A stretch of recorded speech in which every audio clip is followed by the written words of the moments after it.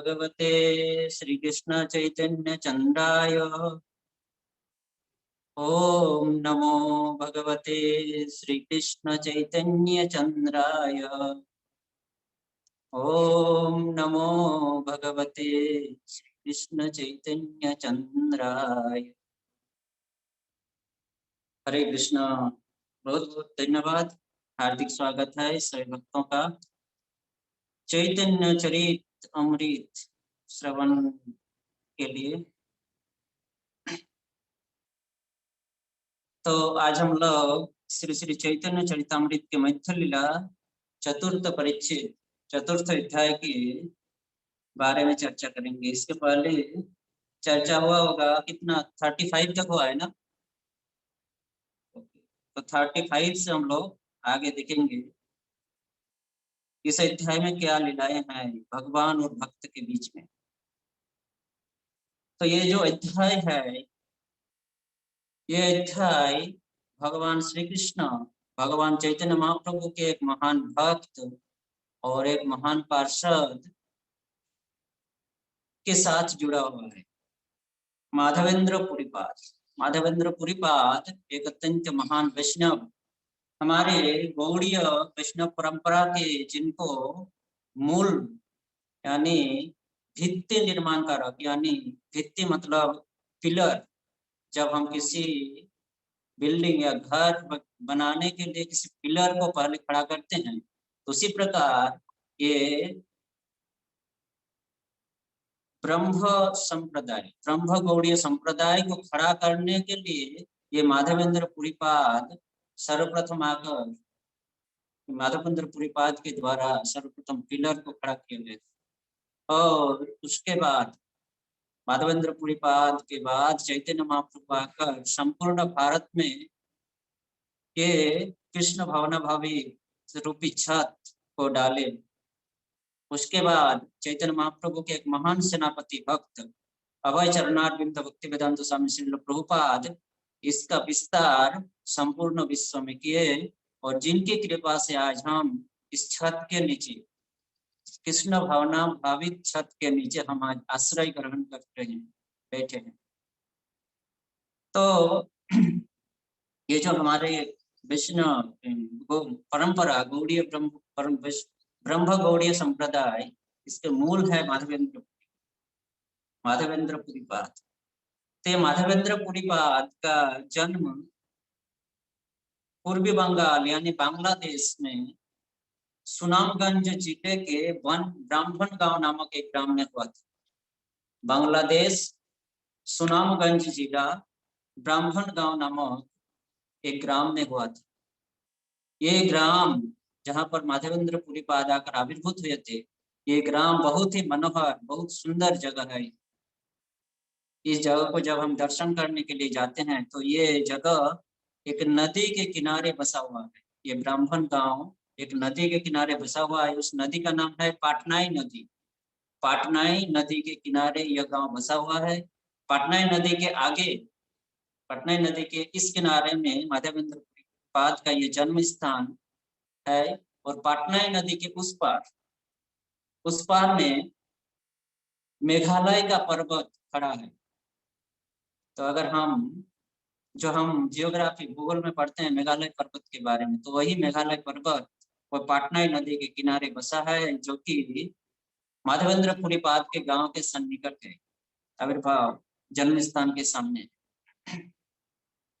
तो ये माधवेंद्र पुरीपाद ब्रज लीला में जब भगवान श्री कृष्ण ब्रज में लीलाएं कर रहे थे तो माधवेंद्र पुरीपाद वहां पर पूर्णमासी के रूप में आविर्भूत हुई थी। पूर्णमासी जो भगवान श्री कृष्ण और राधा रानी की लीला के सहायिका थी। वो श्रीमती राधा रानी और भगवान श्री कृष्ण के बीच लीला कराने में सहायता प्रदान करते थे। ये पूर्णमासी देवी सांदीपुनि मुनि के माता थे। सांदीपुनि मुनि जो कि कृष्ण और बलराम के गुरु है वही सांदीपुनि मुनि की माँ पूर्णमासी देवी राधा कृष्ण की लीलाओं की सहायता थी। वही पूर्णमासी देवी जब भगवान श्री कृष्ण गौरांग महाप्रभु में रूप में आकर नवद्वीप मायापुर में अवतरित होते हैं तो वही पूर्णमासी देवी कि माधवेंद्र पुरीपाद के रूप में आकर इस ब्राह्मण गांव पूर्वी बंगाल में आकर आविर्भूत होते हैं। महाप्रभु के आविर्भूत से पहले आविर्भूत के बाद ये माधवेंद्र पुरीपाद महाप्रभु के आने से पहले, आविर्भूत होने से पहले माधवेंद्र पुरीपाद आकर आविर्भूत होते हैं ब्राह्मण गांव में, और वे ब्राह्मण कुल में आकर आविर्भूत होते हैं और बहुत ही कम उम्र में वह व्याकरण आदि जैसी शिक्षाओं को बहुत ही कम उम्र में प्राप्त किए थे, सीख लिए थे। इस प्रकार से बहुत ही कम उम्र में व्याकरण आदि ग्रंथों के महान पंडित के रूप में परिणत हुए थे माधवेंद्र पुरीपाद। तो माधवेंद्र पुरीपाद के पिताजी उनको सांसारिक जीवन में डालते हैं, माधवेंद्र पुरीपाद का विवाह करवाते हैं। माधवेंद्र पुरीपाद कुछ दिनों तक सांसारिक जीवन, गृहस्थ जीवन व्यतीत करते हैं। माधवेंद्र पुरीपाद का विवाह होता है। विवाह के बाद में उनको एक पुत्र प्राप्त होता है और उस पुत्र का नाम वो विष्णुदास रखते हैं। उस पुत्र का नाम विष्णुदास रखते हैं। ये पुत्र जन्म लेने के बाद ही माधवेंद्र पुरीपाद की जो स्त्री वो शरीर छोड़ देती है, शरीर छोड़कर चली जाती है। तो माधवेंद्र पुरीपाद अपने पुत्र को लेकर गृहस्थ जीवन में रहते हैं। कुछ दिन गृहस्थ जीवन में रहने के बाद माधवेंद्र पुरी ने यह सोचा कि अब मैं इस बांग्लादेश में नहीं रहूंगा, मुझे गंगा नदी के तट में जाकर रहना चाहिए। इस प्रकार से सोच लेकर अपने पुत्र विष्णुदास को लेकर माधवेंद्र पुरी उस बांग्लादेश से पश्चिम बंगाल नदिया के निकट चाकदह करके एक जगह है, विष्णुपुर, चाकदह शहर के निकट विष्णुपुर नामक गांव में आकर वो बस जाते हैं। अपने पुत्र विष्णुदास को लेकर विष्णुपुर में आकर वो अपना भजन कुटीर निर्माण करते हैं। वहीं पर लेकर अपने बेटे को लेकर वहां भजन करते हैं, वहां पर बैठकर। तो माधवेंद्र पुरीपाद जिस वृक्ष के नीचे बैठकर भजन किए थे, वो वृक्ष ये विष्णुपुर, चाकदह विष्णुपुर, नदिया जिले के चाकदह विष्णुपुर में अभी भी विराजमान है वो वृक्ष। तो हम लोग जब जाते हैं दर्शन करने के लिए तो ये वृक्ष का दर्शन मिलता है, इस सिद्ध वृक्ष का दर्शन मिलता है, जिसके नीचे बैठकर माधवेंद्र पुरीपाद भजन किया करते थे। और सबसे आनंददायक बात है कि जिस स्थान में बैठकर माधवेंद्र पुरीपाद भजन किए थे, उस स्थान की देखभाल अभी हमारे अंतर्जातीय कृष्ण भवनामृत संघ इस्कॉन के द्वारा चल रहा है। उस स्थान की देखभाल अभी इस्कॉन के द्वारा हो रहा है। तो हमारा बहुत ही सौभाग्य है कि ऐसे एक महापुरुषों के भजन स्थानों को अपने इस्कॉन के अंडर में, इस्कॉन के हाथ में आए। इस प्रकार विष्णुपुर में माधवेंद्र पुरीपाद वहां पर रहकर भजन करते हैं और वहीं पर उन्होंने अपने कोई शिष्यों को दीक्षा प्रदान करते हैं, जैसे अद्वैत आचार्य श्रीवास ठाकुर, ईश्वर पुरीपाद और स्वयं बलराम जी के अवतार नित्यानंद प्रभु भी माधवेंद्र पुरीपाद से दीक्षा ग्रहण किए थे। माधवेंद्र पुरीपाद के शिष्य है नित्यानंद प्रभु, अद्वैत आचार्य प्रभु, श्रीवास ठाकुर और ईश्वर पुरीपाद। अर्थात माधवेंद्र पुरीपाद गौरांग महाप्रभु के परम गुरुदेव है। जिस प्रकार श्रील प्रभुपाद, अभय चरण अरविंद, भक्ति वेदांत स्वामी श्रील प्रभुपाद हमारे परम गुरुदेव है, उसी प्रकार माधवेंद्र पुरीपाद गौरांग महाप्रभु के परम गुरुदेव थे। अर्थात माधवेंद्र पुरीपाद के शिष्य ईश्वर पुरीपाद से गौरांग महाप्रभु दीक्षा ग्रहण की थी। इस प्रकार से माधवेंद्र पुरीपाद वहां कुछ दिनों तक भजन करने के बाद उनको इच्छा होती है तीर्थ भ्रमण करने के लिए, इसलिए उन्होंने अपने पुत्र विष्णुदास को अपने शिष्य अद्वैत आचार्य जी के हाथ में सौंपकर वो तीर्थ भ्रमण में निकल जाते हैं। और तीर्थ भ्रमण करते हुए वो गोवर्धन, वृंदावन, सभी तीर्थों का भ्रमण करते हुए वो वृंदावन में आते हैं। ब्रज में आकर गोवर्धन को दर्शन करके वो कृष्ण प्रेम में पागल हो जाते हैं। यहाँ पर श्लोक में, आगे के श्लोक में पढ़े होंगे, कृष्ण प्रेम में किस प्रकार से विगलित हो गए। तो गोवर्धन को देखकर वो कृष्ण प्रेम में विह्वल हो जाते हैं और गोवर्धन की परिक्रमा करते हैं। गोवर्धन की परिक्रमा करने के बाद, गोवर्धन की परिक्रमा लगाने के बाद वो गोविंद कुंड, जो गोवर्धन पर्वत के तलहटी में नीचे है, वो गोविंद कुंड में आकर स्नान करते हैं और स्नान करके फिर एक वृक्ष के नीचे बैठ जाते हैं। और वो शाम का समय था। शाम के समय एक वृक्ष के नीचे बैठे हुए रहते हैं और उसी समय एक सुंदर बालक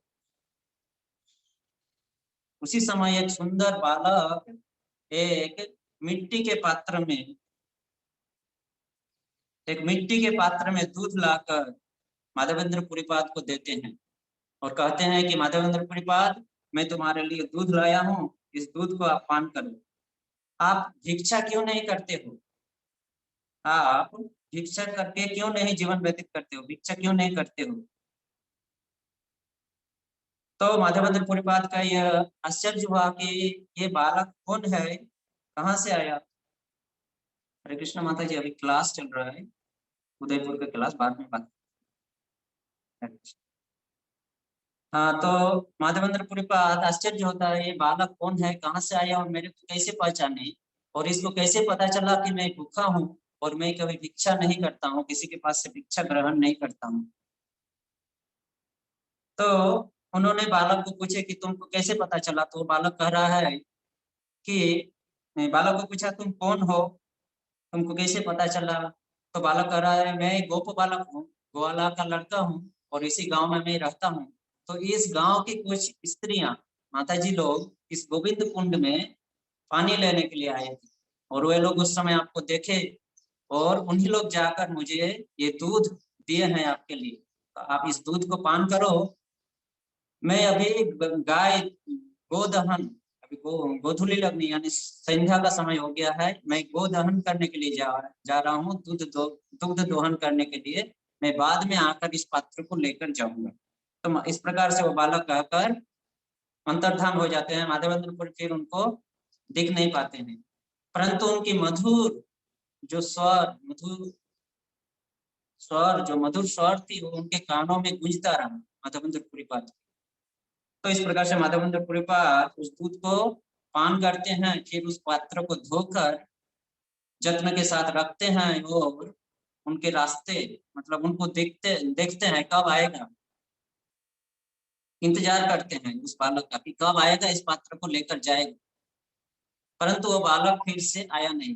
माधवेंद्र पुरीपाद को नींद नहीं आ रहा है, जब कर रहे हैं वहीं पर बैठे बैठे उनको नींद नहीं आ रहा है। पूरी रात बीत गया, अंतिम रात में उनको थोड़ा सा झुपकी आता है, जैसे हम लोग कभी कभी जब करने के समय झुपकी आता है, उसी प्रकार माधवेंद्र को अंतिम रात में थोड़ा सा झुपकी आता है और उसी झुपकी में वो स्वप्न देखते हैं कि वही बालक जो दूध लेकर आया था, वही बालक अभी उनको स्वप्न में आकर उनका हाथ पकड़कर उनको एक कुंज यानी वन में लेकर जाते हैं और कहते हैं कि यह मेरा कुंज है, यहाँ पर मैं रहता हूँ और यहाँ पर मैं रहता हूँ और शीत, ग्रीष्म और वर्षा में मुझे बहुत दुख सहना पड़ता है। तो तुम गांव के लोग को आकर मुझे यहाँ से निकालो, इस कुंज से, ये वन से निकालो और मुझे पर्वत के ऊपर रखकर वहां पर मेरा एक मंदिर निर्माण करो। तो इस प्रकार 35वां श्लोक से शुरू है। कुंजो दिखाइया कहे आमी यही कुंजे रोई, शीत वृष्टि दवाग्निते दुख बड़ पाई। मैं इसी कुंज में, इसी वन में रहता हूँ, यहाँ पर मुझे गर्मी, वर्षा और ठंडी का दुख सहन करना पड़ता है। ग्रामेर लोकानी आमाकारह कुंज हईते पर्वत ऊपरे लइया राख भालम होते।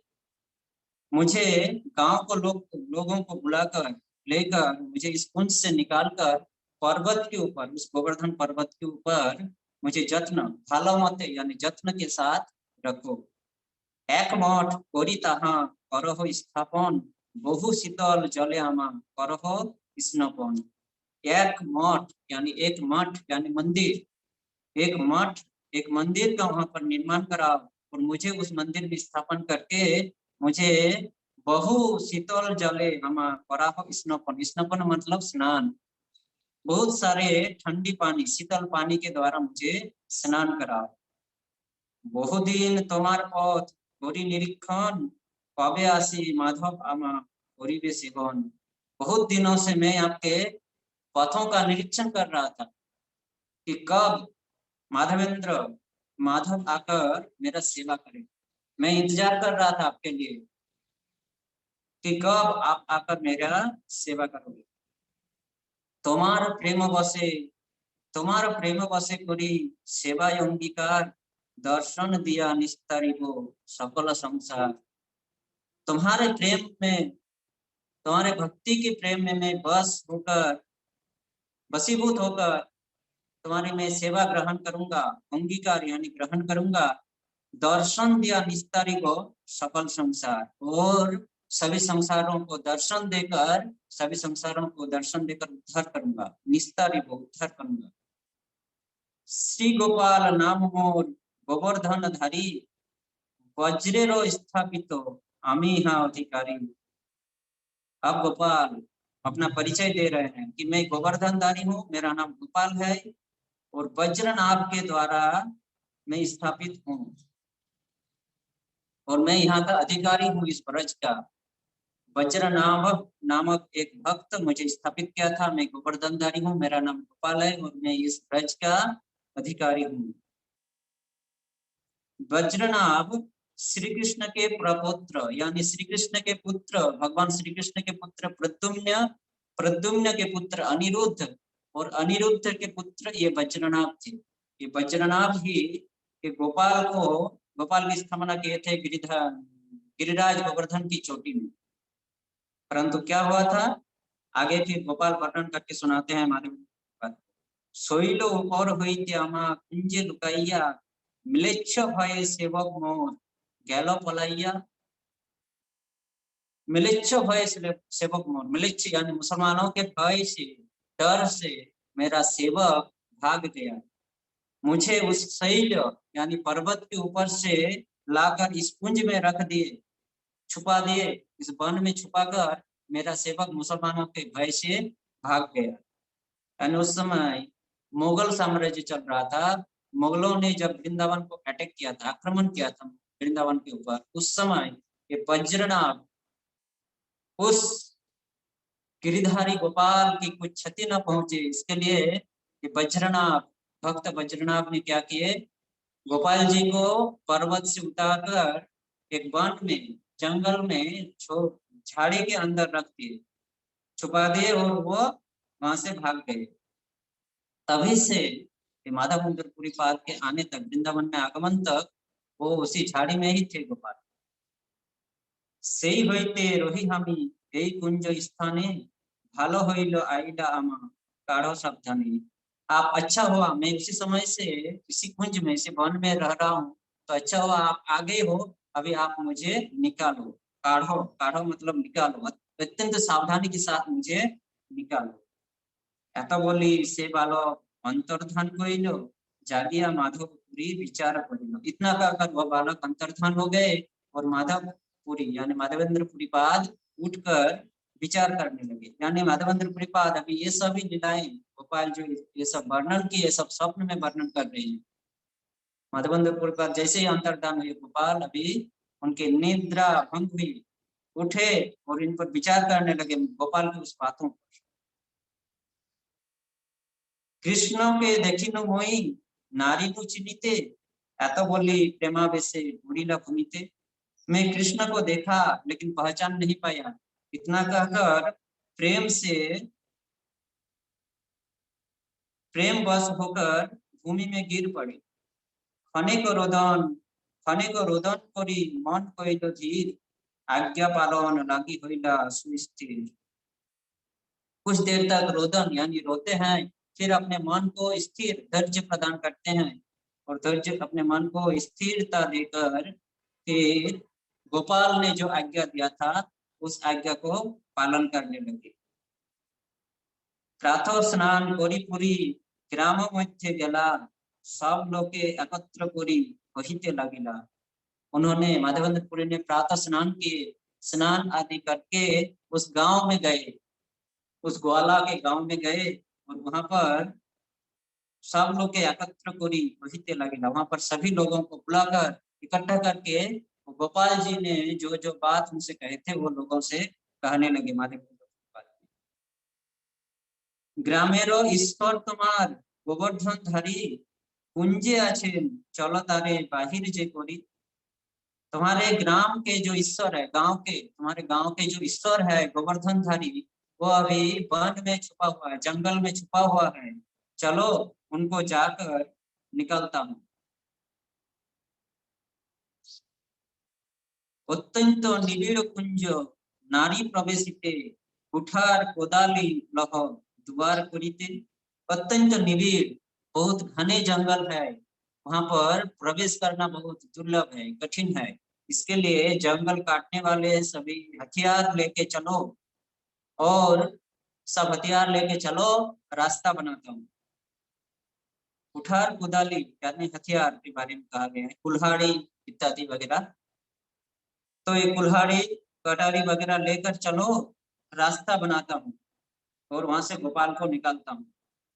सुनी लोग तार संगे चोलीला हरि से कुंजो काटी दार कोरी कोरीला प्रवेशे। तो सभी लोग माधवेंद्र पुरीपाद की इस बातों को सुनकर उनके साथ चलने लगे, माधवेंद्र पुरीपाद के साथ उस कुंज उस वन में। और कुंजो काटी दार कोरी कोरीला प्रवेशे, वनों को काटकर जो झाड़ियां थी, जंगल झाड़ियों को काटकर द्वार बनाते हैं, रास्ता बनाते हैं और रास्ता बनाकर उस कुंज में प्रवेश करते हैं। ठाकुर देखिल माटी त्रिने आच्छादित, देखी सब लोग हईल आनंदे विस्मित। अभी वहां प्रवेश करके उस कुंज में प्रवेश करके क्या देख रहे हैं, वो ठाकुर जी वहां पर तृण यानी घास और मिट्टी में आच्छादित है, मिट्टी और घासों से भरा हुआ है वो ठाकुर जी गोपाल जी। तो इतना देखकर ठाकुर जी को देखकर सभी लोग अत्यंत आनंदित हुए, विस्मित हो गए। आवरण दूर करी करिला विदिते, महाभारी ठाकुर के हो नारे चलाई थे। आवरण यानी वहां की जो आवर्जनाएं, जो कचरा थे, घास मिट्टी इत्यादि जो कि ढके हुए थे गोपाल जी, उसको हटाते हैं और उसको हटा के गोपाल जी को निकालते हैं। परंतु क्या महाभारी ठाकुर कहो नारे चलाई थी। अत्यंत भारी है वो ठाकुर जी, अत्यंत भारी विग्रह है ठाकुर जी का, अत्यंत भारी है, कोई उठा नहीं पा रहे थे। महा महा बलिष्ठ लोग एकत्र हइया पर्वत ऊपरे गेला ठाकुर लइया। अत्यंत महामहा महान महान बलवान लोग एकत्र होकर एक साथ मिलकर उन ठाकुर जी को उठाकर किसी तरह से पर्वत के ऊपर गोवर्धन जी के ऊपर लेकर जाते हैं।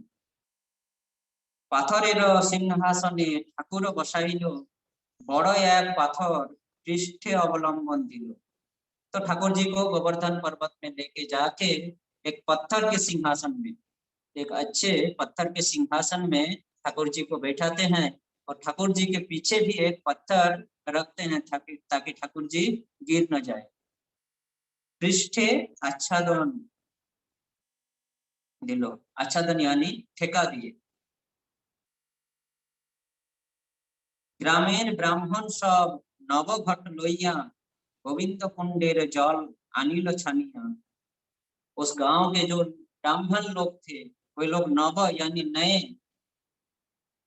नया घट यानी जो मिट्टी का पात्र होता है जिनके द्वारा अभिषेक किया जाता है, अभिषेक के समय हम जो मिट्टी के पात्र यूज करते हैं, व्यवहार करते हैं, तो ब्राह्मण के लोग, उस गांव के ब्राह्मण लोग नए नए मिट्टी के पात्र लेकर आए और उस गोविंद कुंड के जल को उठाकर लेकर आए।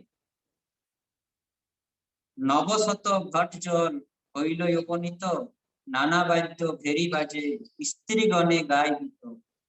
तो नए नए से 100 घाट, 100 घाट, नए नए 100 घाट लाया गया था, 100 घाट, नया नया 100 घाट लाया गया था। और उसमें से जल भरकर लाया गया गोविंद कुंड से, लाकर उपनीत लिए रखे।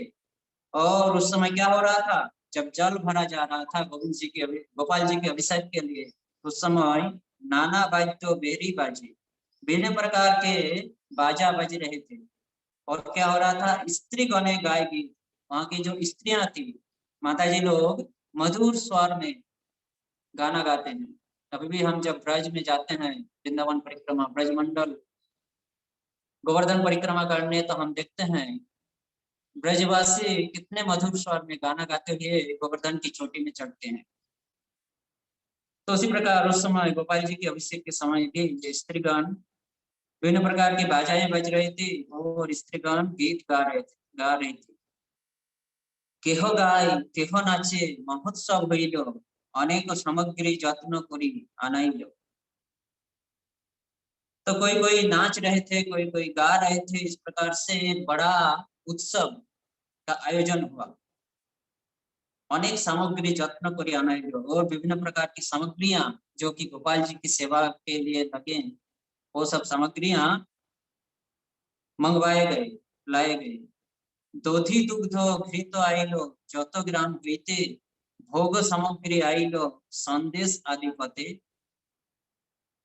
वहां पर जितने भी आसपास में जितने भी गांव थे, वहां सबको पता चल गया, सबको खबर चल गया कि गोवर्धनधारी गोपाल जी अभी प्रकट हुए हैं, उनका अभिषेक होने वाला है। माधवेंद्रपुरी नामक कोई भक्त उनको प्रकट करवाए हैं और उनका अभिषेक होने वाला है, महोत्सव होने वाला है गोवर्धन में।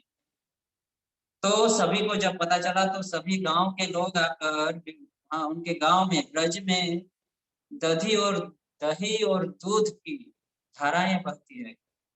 तो हाँ, दूध दही और घी की कमी नहीं है, इसलिए सभी लोग गांव से, सभी गांव से सब लोग दही, दूध और घृत यानी घी लेकर आ रहे हैं।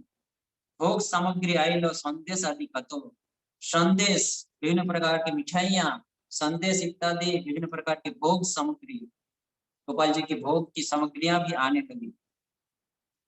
तुलसी आदि पुष्प वस्त्र आइलो अनेक, आपने माधवपुरी करे अभिषेक। तुलसी पत्र, फूल, पुष्प यानी फूल, वस्त्र गोपाल जी के लिए बहुत आने लगे।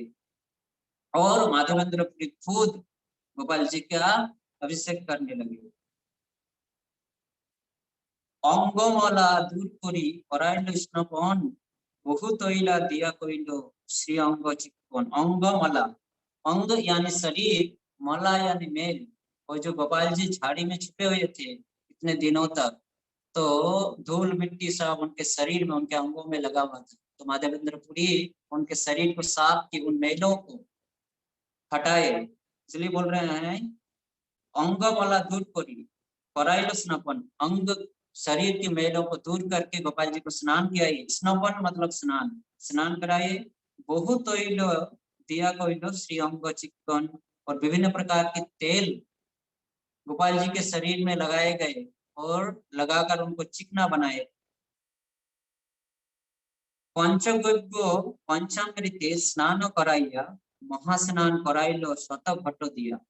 पंचगव्य और पंचामृत से स्नान कराएंगे। पंचगव्य यानी गोमय यानी गोबर, गोमूत्र, गोबर, गोमूत्र, दही, दूध और घृत, यानी दूध, दही, घी, गोमय यानी गोबर और गोमूत्र, इन पांचों से बनते हैं पंचगव्य।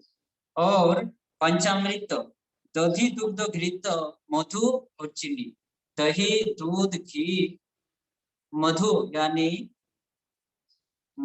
मौत जिसको कहते हैं, मधु, शहद, दही, दूध, घी, शहद और चीनी, ये पांचों वस्तुओं से बनता है पंचामृत। ये पंचामृत और पंचगव्य से स्नान कराया गया गोपाल जी को। फिर महास्नान कराइलो शत घट दिया। फिर पंचगव्य पंचामृत स्नान के बाद महास्नान होता है। हम भी जब गौर निताय राधा कृष्ण की अभिषेक करते हैं जन्माष्टमी गौर पूर्णिमा में, तो इस प्रकार से ही करते हैं। महास्नान 100 घट यानी 100 मिट्टी के पात्र में जल भर के लाकर गोपाल जी का स्नान कराएंगे। পুনতৈল দিয়া কইল শ্রী অঙ্গ চিক্কন शंख गंधोदके कहिल स्नान समापन। पुनतैल फिर से गोपाल जी के अंग को तेलों से चिक्कन बनाया गया और शंख गंधोदके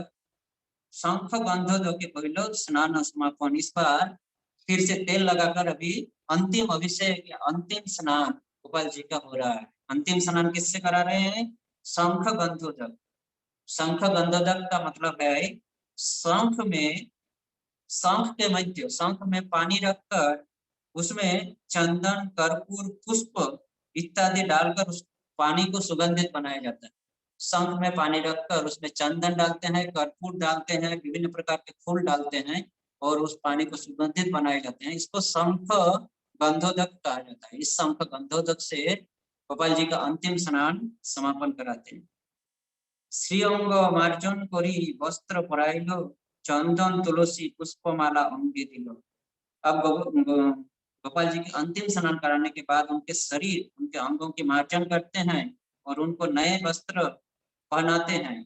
चंदन तुलसी पुष्पमाला अंगे दिल और गोपाल जी को नए नए वस्त्रों से सजाकर उनके शरीर में अंग में तुलसी पुष्पमाला चंदन इत्यादि देते हैं। धूप दीप करी नाना भोग लगाइल दधि दुग्ध संदेश आदि যত কিছু आइल।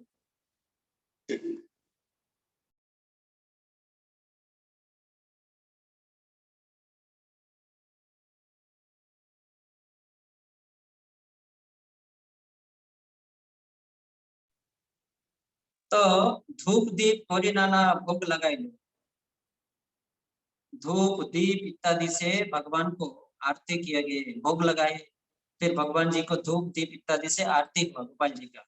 दधि दुग्ध संदेश आदि যত কিছু आइल, वहां पर जो कुछ भी आया था, दही दूध संदेश विभिन्न प्रकार की मिठाइयां जो कुछ भी आया था सभी प्रकार के भोग लगाए गए और भगवान जी का आरती हुआ। धूप और प्रदीप इत्यादि से भगवान जी का गोपाल जी का आरती हुआ। सुभाषित जल नक्को पात्रे समर्पिल आचमन दिया पुनः तांबूल अर्पिल। अभी भगवान जी को भोग अर्पण किए। भोग अर्पण करने के बाद सुभाषित जल नए पात्रों में सुगंधित जल नए पात्रों में भगवान जी को समर्पण किए। किसके लिए? आचमन कराने के लिए। भगवान जी को भोग लगाने के बाद जैसे हम आचमन कराते हैं सुभाषित पानी के द्वारा, सही पानी से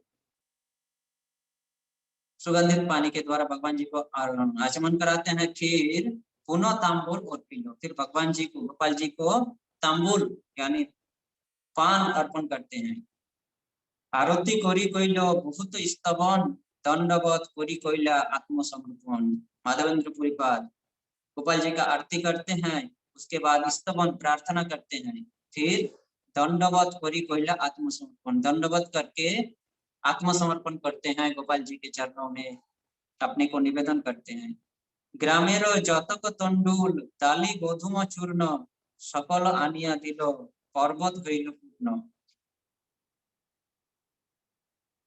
तो ग्रामेर जतक तंडुल यानी चावल, दाली गोधूम चूर्ण दाली यानी दाल, तंडुल यानी चावल, दाली यानी दाल, गोधूम चूर्ण मतलब आटा मैदा सूजी, इसको गोधूम चूर्ण कहा जाता है। आटा मैदा सूजी इसको गोधूम चूर्ण कहा जाता है। तो इस प्रकार से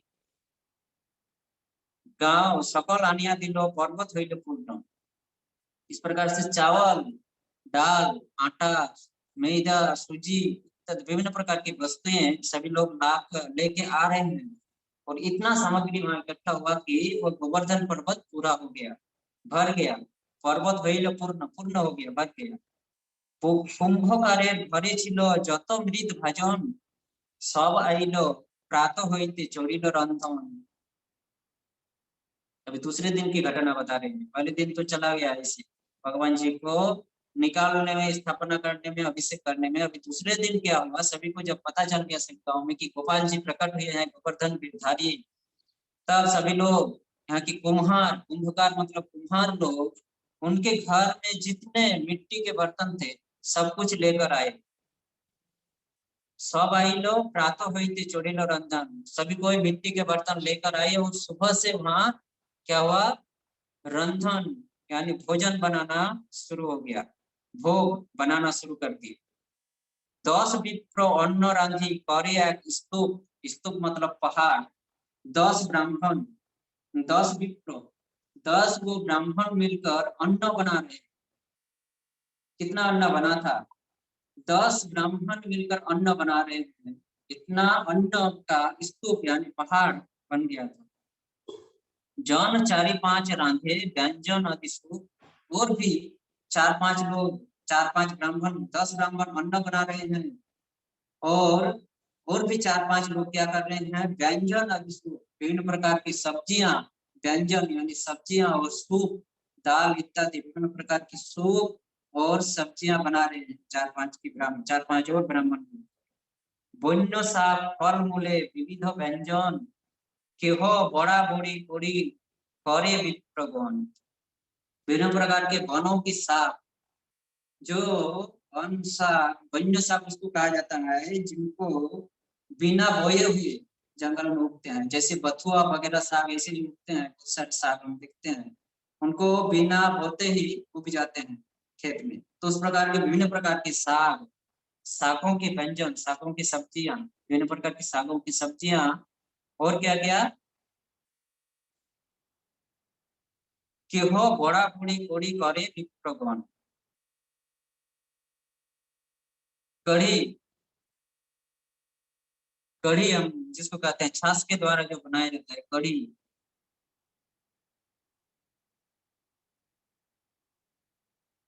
तो बेसन डालकर जो बनाते हैं हम कढ़ी, उसको कहते हैं कढ़ी, जो कि ब्रजवासी का बहुत एक मनोरम महत्वपूर्ण एक खाद्य है। ये कढ़ी ब्रज में ही बनता है, अभी तो हम सब बनाते हैं, इस पर में कढ़ी भी बनाते हैं, तो ये कढ़ी सर्वप्रथम ब्रजवासी ब्रज में ही बनता था। तो ये विभिन्न प्रकार के और जो भी ब्राह्मण थे विभिन्न प्रकार के आइटम बनाने थे, कढ़ी वगैरह आदि।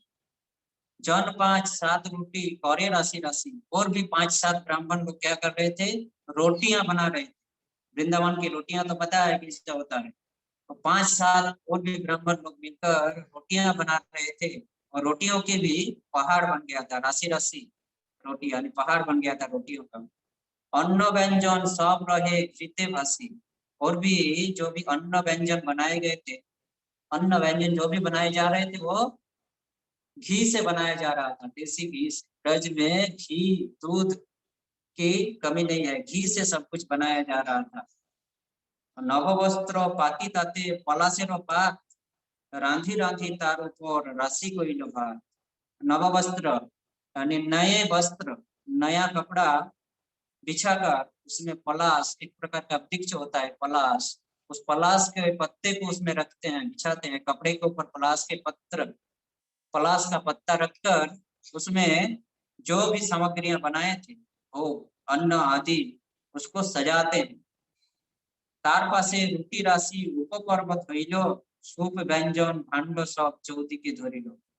तो इस प्रकार से चावल का पहाड़ बनाते हैं, फिर चावल के तार पासे यानी चावल के बाजू में रोटियों की पहाड़, जिसको उपपर्वत कहते हैं, पर्वत की ऊंची चोटी, उसके बाद जो छोटी चोटी रहती है, इसी प्रकार यहाँ चावल का जो स्तूप पहाड़ बनाया था वो पर्वत की ऊंची चोटी के जैसी दिख रही थी, और उसके बाजू में जो रोटियां सजाई गई थी वो रोटियां इस प्रकार सजाई गई थी कि उसको देखकर लग रहा था कि वो उस अन्न की, अन्न रूपी पर्वत की उपपर्वत ये रोटियां हैं।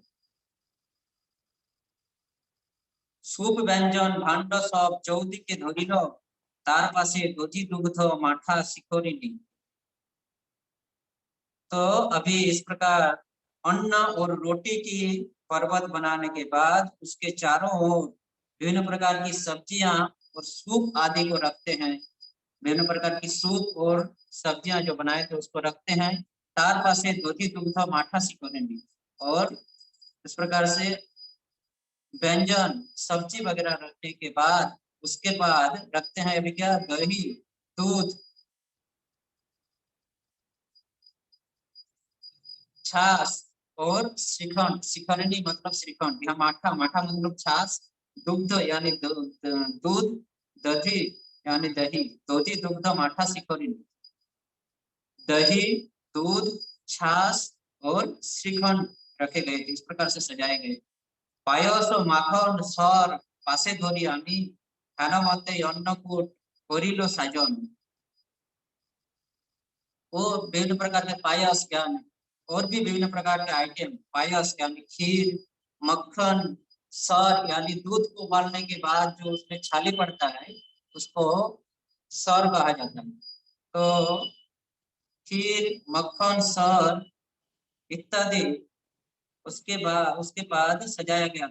इस प्रकार से अन्नकूट महोत्सव किए माधवेंद्र के बाद। एक बार अन्नकूट हुआ था जब गोवर्धन जी को धारण किए थे गोवर्धन, तब ब्रजवासी नंद महाराज के उपदेश से ब्रजवासी किए थे महोत्सव। और फिर से माधवेंद्रपुरी बात जब गोपाल जी को फिर से प्रकट करते हैं गोवर्धन में, तो फिर से ये अन्नकूट महोत्सव होता है।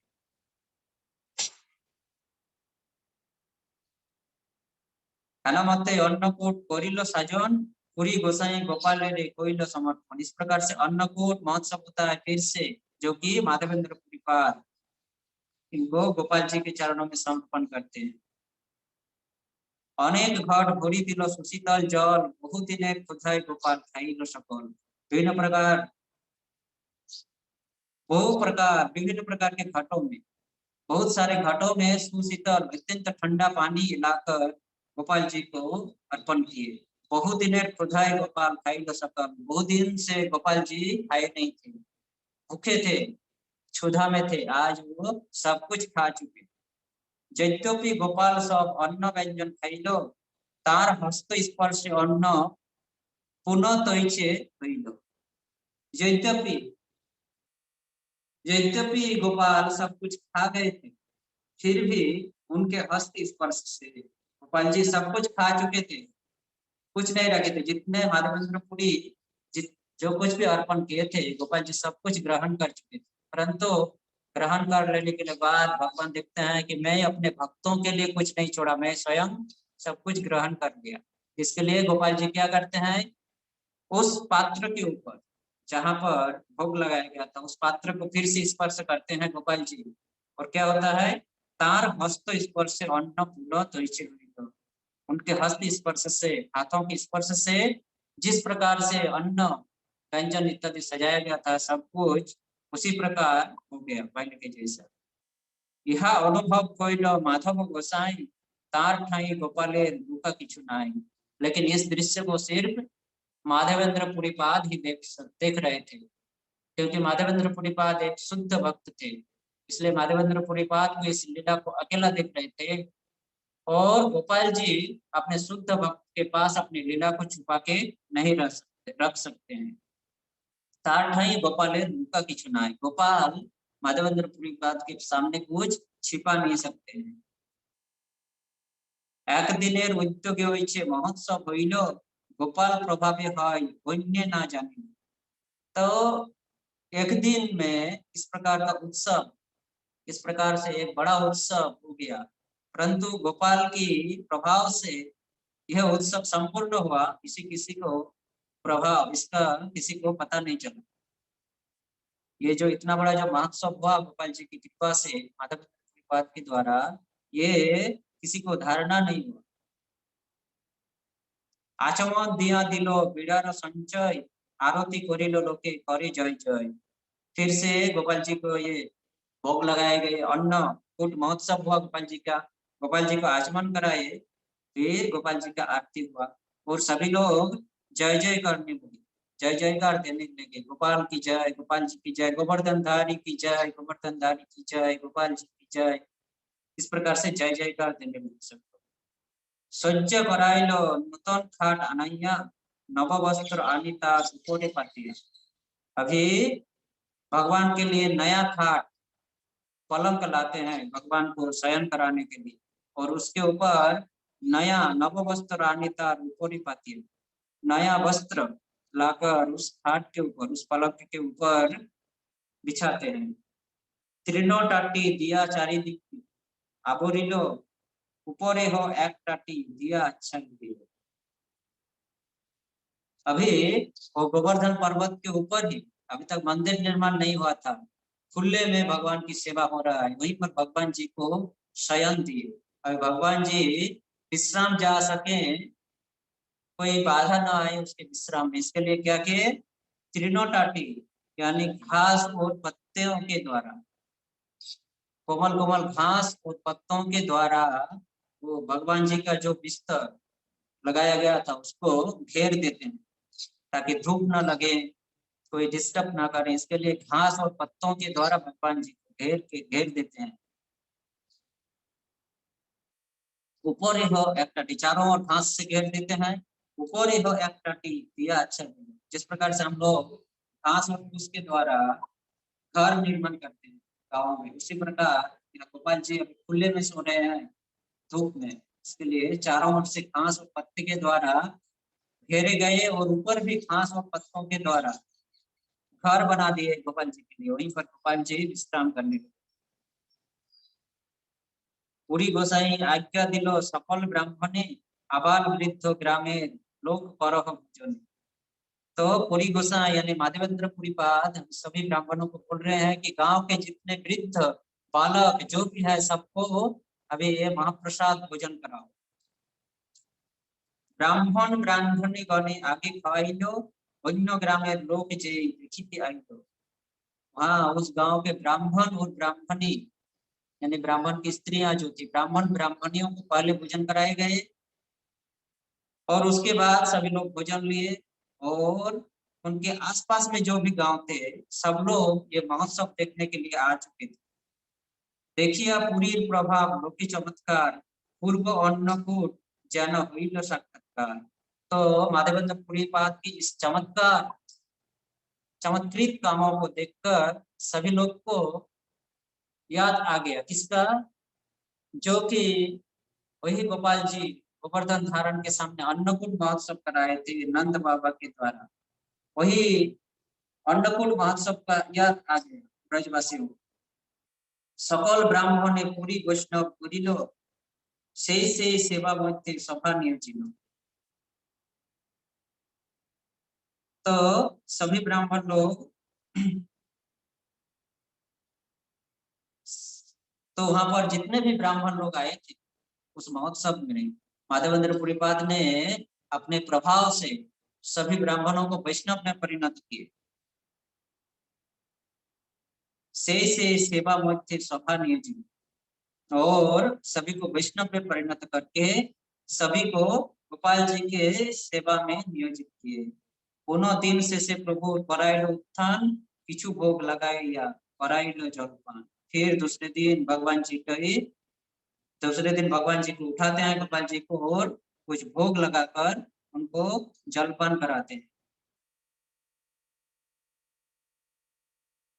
गोपाल प्रकट हुई देशे शब्द हुई, आसपास ग्रामीण लोग देखी आई। तो गोपाल जी प्रकट हुए हैं, यह बात आजू बाजू के गांव में फैल गए, तो सभी लोग आकर देखने के लिए आ गए।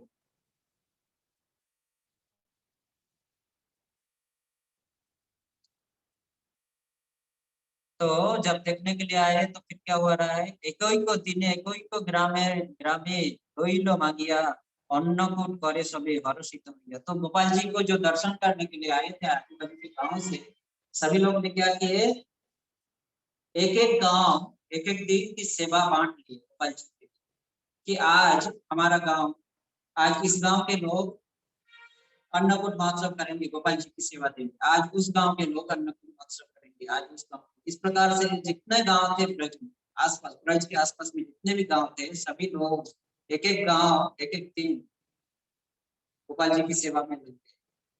इस प्रकार से हर रोज अन्नकूट महोत्सव वहां होने लगा। गोपाल जी माधवेंद्र पुरीपाद की कृपा से, गोपाल जी की इच्छा से गोवर्धन में हर रोज अन्नकूट महोत्सव चल रहा था। माधवेंद्र पुरीपाद जितना दिन वहां था अन्नकूट महोत्सव, और उसके बाद में अन्नकूट महोत्सव होता था। परंतु अभी हर रोज नहीं होता है, साल में एक बार होता है, कार्तिक महीना में गोवर्धन पूजा के उस दिन अन्नकूट महोत्सव होता है। परंतु ये गोपाल जी की स्थापना जब हुई, तब गांव के लोग बांट लिए थे। अन्नकूट महोत्सव हर रोज हो रहा था। तो ये अन्नकूट महोत्सव बहुत ही महत्वपूर्ण एक महोत्सव है। गोपाल जी का बहुत ही मनोरम एक महोत्सव है। बांग्लादेश में भी जो इस्कॉन, बांग्लादेश इस्कॉन जो है, तो वहां भी ये गोवर्धन पूजा के दिन से, गोवर्धन पूजा के दिन से पूरा 1 महीना तक अन्नकूट महोत्सव चलता है। गोवर्धन पूजा से शुरू होता है और 1 महीना तक चलता है बांग्लादेश में इस्कॉन के द्वारा। एक एक गांव एक एक दिन अन्नकूट महोत्सव की सेवाएं करते हैं। मतलब वैष्णव लोग, इस्कॉन के भक्त लोग जाते हैं और एक एक गांव में जाकर अन्नकूट करते हैं। फिर दूसरे दिन उस गांव, दूसरे दिन उस गांव, इस प्रकार से 1 महीना तक ये महोत्सव चलता है। तो ये है अन्नकूट महोत्सव। और माधवेंद्र पुरीपाद का प्रभाव, जिसके प्रभाव से, जिसकी भक्ति के प्रभाव से गोपाल जी, गिरिधारी गोपाल जी, जो कि जंगल झाड़ी फिर से प्रकट हुए गोवर्धन में, और इस प्रकार से ब्रज में प्रकट होकर फिर से गोवर्धन में अन्नकूट महोत्सव का आयोजन कराए श्रीपाद माधवेंद्र पुरीपाद के द्वारा। तो ये है माधवेंद्र पुरीपाद की महिमा। चैतन्य चरितामृत में बहुत सुंदर तरीके से इनका वर्णन किया गया है। तो आज हम लोग इस चतुर्थ अध्याय के 89 नंबर प्यार में इसको विराम देते हैं। 89 नंबर प्यार में आगे के प्यार, आगे की लीलाओं को हम आगे श्रवण करेंगे। हरे कृष्ण। तो इसमें कुछ भूल दोष त्रुटि हो तो अपना मानकर क्षमा करें। सभी वैष्णव भक्तों में हमारा कोटि कोटि दंडवत प्रणाम। पंचाकल्पतरुभ्यश्च कृपा सिन्धुभ्यैव च पतितानां पावनेभ्यो वैष्णवेभ्यो नमः। हरे कृष्ण। बहुत बहुत धन्यवाद प्रभु जी। प्रभु जी सदायोग कृष्णदास प्रभु जी सवाई माधोपुर से हैं और वो बहुत अच्छी तरह से जानते हैं गौर लीला और गौर पार्षदों की चरित्र के बारे में। उनको बहुत नॉलेज है क्योंकि वो बंगाली है और सभी ग्रंथ जो है हमारा बंगाली में लिखा हुआ है और प्रभु जी ने उसको सब पढ़े हैं और उनको बहुत नॉलेज है इसके बारे में। तो उनका आभार व्यक्त करते हैं हरे कृष्ण महामंत्र के द्वारा। हरे कृष्णा हरे कृष्णा कृष्णा कृष्णा हरे हरे, हरे राम राम राम हरे कृष्ण। कुछ पूछना है तो आप पूछ सकते हैं।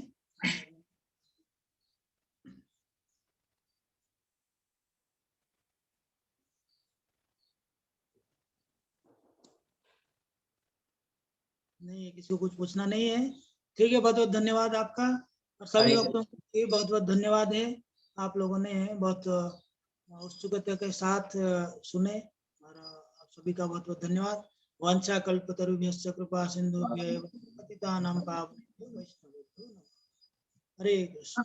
हरे अभी बहुत बहुत धन्यवाद निरंजन प्रभु का, जिनकी कृपा से माधवेंद्र पुरीपाद का कृपा और अन्नकूट महोत्सव की जो लीलाएं